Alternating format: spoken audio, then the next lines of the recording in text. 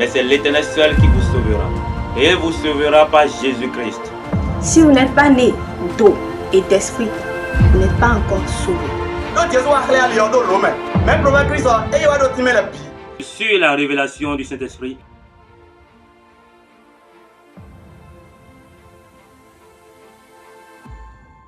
je vous salue, vous tous, dans la paix du Seigneur. Qui parmi les hommes de la terre qui ne veut pas être sauvé? Tout le monde veut être sauvé. Comment et par qui?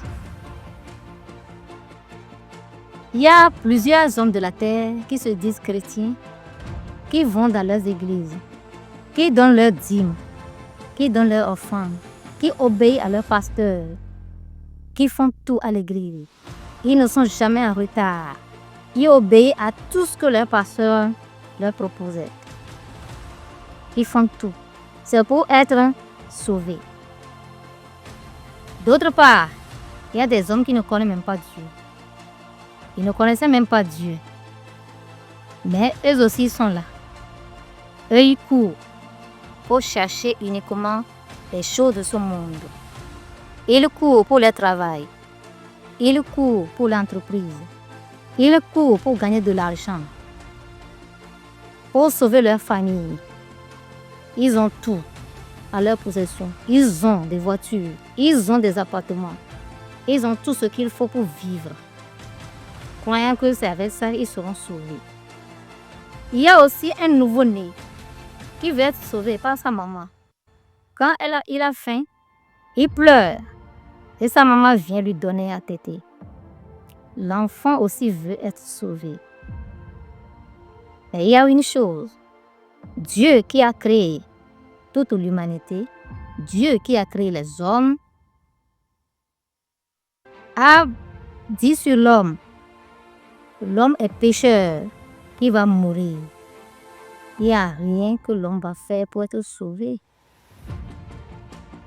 Et si nous allons rentrer dans la Bible, dans Romains 6, 23, la Bible déclare que nous sommes tous pécheurs et que nous allons mourir. Le salaire du péché, c'est la mort. Et tout le monde sur cette terre qui va courir, qui va tout faire, ne va jamais s'échapper de cette mort. L'homme doit mourir, se jeter dans la terre.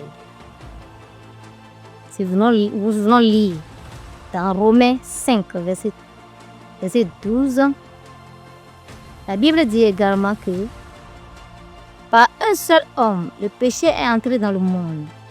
Et par ce péché, la mort. Cette mort s'est étendue sur tout le monde.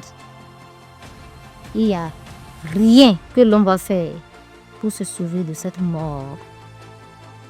Alors Dieu, qui a prononcé cette mort sur les ont encore fait une grâce à travers son Fils Jésus-Christ.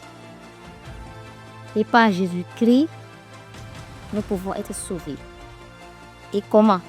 Par le sacrifice de Jésus-Christ, celui qui va croire en ce sacrifice, il va être sauvé. Et nous allons rentrer dans le livre de Romains 10, versets 9 à 10. Si tu confesses de ta bouche le Seigneur Jésus, et si tu crois dans ton cœur que Dieu l'a reçu des morts, tu seras sauvé. Et c'est en croyant du cœur qu'on parvient à la justice. Et c'est en confessant de la bouche qu'on parvient au salut. Ce que dit l'Écriture. Maintenant, Dieu nous a fait grâce à travers son Fils Jésus-Christ. Et quiconque croira au sacrifice de Jésus-Christ peut être sauvé. Et c'est en confessant cela que tu seras sauvé. Mes sœurs et frères, je sais que nous allons nous arrêter ici pour le moment. Et prochainement, nous allons continuer.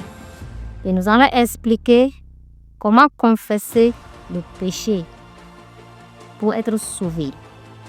Sur ce, je m'arrête et à bientôt.